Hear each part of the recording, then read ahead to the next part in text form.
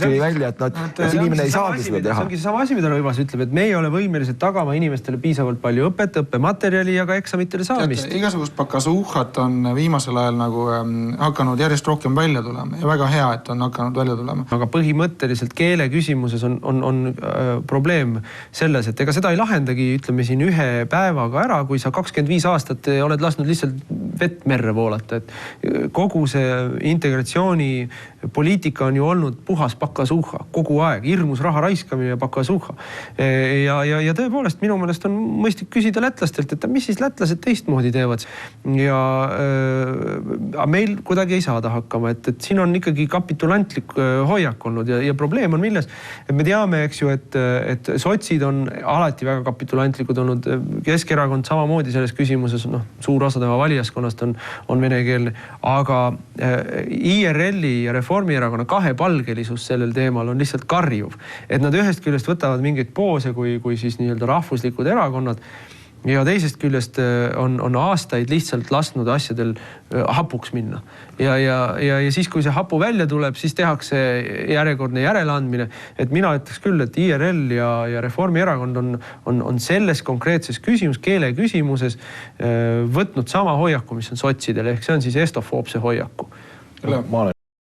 Ta väitigi parima poliitikat ole. Selles mõttes ma tahan ühe asja veel ära õiendada, et siin on sama probleem on ju selle nii-öelda venekeelsete koolidega, et tegelikult oleks pidanud ammu 20 aastat tagasi alustama sellest, et lasteaedades hakatakse eesti keelt õpetama. Ja sellisel juhul oleks meil selleks ajaks, kui need inimesed jõuavad keskkooli, nad oleksidki kakskeelsed, oskaksid eesti keelt täiesti suurepäraselt. Aga meil selle otsaga absoluutselt ei tegeleta. Põhikool on ka veel venekeelne, siis tuleb 3 aastat vahepeal eestikeelset gümnaasiumit, kus neil puudub nagu see varasem igasugunegi praktika. Ja siis nad lähevad uuesti ülikooli, kus nad jälle ei pea eesti keelt oskavad. On valitud mingisugune täiesti ebaloogiline lõik haridusteest, kus nõutakse eesti keelt ja seal, kus sellest oleks kasu ehk mida väiksem laps, seda paremini ta keelt omandab, seal isegi ei liigutata ajusid. Nii, aga läheme poliitika juurde. Sinu rahulolu nägu tuleb sellest, et EKRE on populaarsustabelitest püüdnud kinni sotsid. Palju õnne teile. Väga tore on sellest ja sellest on ainult hea meel. See tuleb väga suure tööga. Selles mõttes ei ole... Mis sa räägid? Ja absoluutselt, et siin on nagu mõned asjad, mida ma... kes see koera saab ikka kergitab, eks ju, aga... Kas te peale migrantide teema veel suurelt midagi üldse leiutada?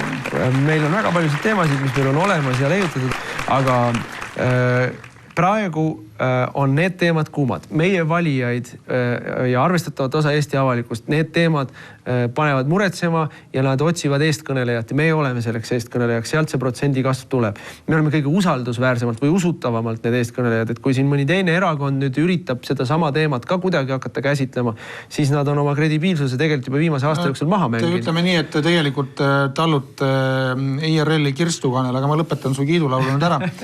Leo, ütle mulle seda, Keskerakonna jätkuv populaarsus, jätkuv number 1 positsioon, hoolimata kõigest sellest, mis toimub Edgar Savisaare vastu ja ümber. Kuidas sa seda fenomeni seletaksid?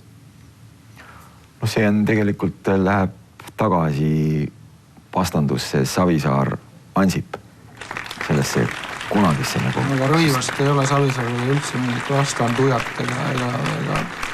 Rõivas lihtsalt elab natukese selle najal veel, et niikaua kui on Savisaar olemas, niikaua saab seda nagu temale vastandusele üles ehitada. Aga võib-olla Savisaart hästi see armastas Andrus Kiviräht veel oma kolumnis, kus et Savisaar on nagu selline nagu vanapagal, et ei ole mingi väga paha kuri, aga selline mees, kellele mingid sellised asjad nagu, kas ta leistas 2, 3 või 5 süüdistust nagu ma arvan, Savisaart see nagu eriti küll ei loksuta ega tema nagu seisu kuidagi ei muuda.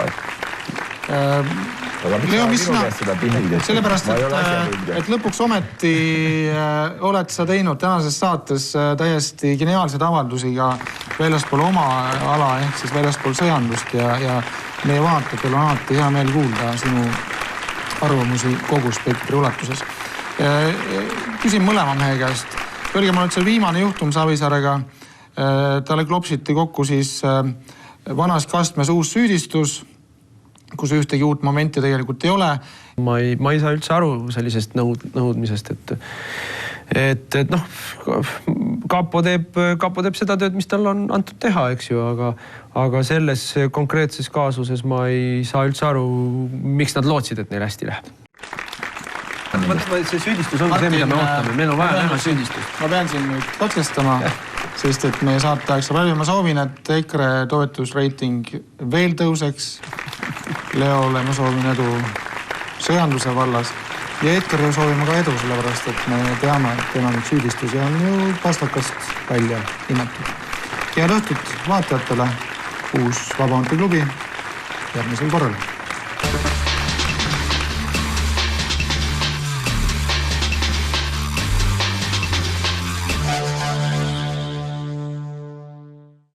Ja nad taheti sellest hoolimata PPA poolt lihtsalt välja saata, sest nende elamisluba ei viitsitud pikendada.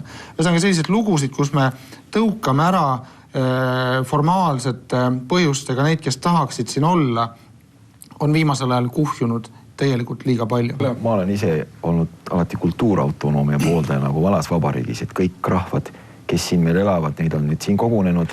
Vanad rahvusvähemused kahjuks teises maailmasõjas enamuses hävitati või olid sunnitud lahkuma. Ehk siis sakslased, rootslased, juute siiski jäi kuigi palju, mustlased. Nüüd on tulnud teised asemele, venelased, ukrainlased, valgevenelased, grusiinid, aserid, tatarlased, armeenlased. Et põhimõtteliselt kõik need rahvused, kui me räägime nagu võib-olla liiga üldistavalt, et venekeelsed või mitte eestlased, see on praegu nagu undeutsche, kuidas meie endi kohta saksa mõisnikud ütlesid, et see ei ole päris õigune suhtumine. Et pigem me peaksime kõigile rahvastele, kes seda soovivad ja kes seda jaksavad nagu ellu viia, andma kultuurautonoomia. Ma ei arva, et see nagu eesti keelt kuidagi nagu ja meie kultuuri kuidagi nagu kahjustaks, kui me seda mõistlikul viisi korraldaksime. Aga see ei tähenda, et taksojuht ei peaks eesti keelt oskama. Kõik, kes nagu Eestis elavad, peavad eesti keelt oskama. See on nagu a priori nõue ja seda tuleb lasteaiast ja koolist saadik korralikult hakatama õpetama, mitte nagu mingite õpikute järgi, kus vene kooli esimese klassi õpilane loeb, et minu kangelane oli Budjon. Ja, aga teate, mis on sümpaatne on see, kui sa lähed Narva ja see sama venelanna, kes sind teenindab näiteks kohvikus või restoranis, püüab siiski oma puhist eesti keelt rääkida. Tallinnas on vastupidine, nad isegi ei vaevu. Mind hämmastas lihtsalt see, et kui näiteks esimene venekeelne aabits nagu üldse Eestis nagu trükiti, see oli mingil aastal 2007, et seni nad õppisidki nende nagu Budjoni kangelas aabitsate järgi, et kuidas me lasime sellel olukorral niiviisi minna, et seal, kus ei ole vaja pigistada, seal me nagu püüame pigistada igasugust bürokraatlike ja muud. Ja seal, kus on vaja nagu teha ja kus on vaja nagu vabadust, seal me hoopis pigistame. Kuulge, kas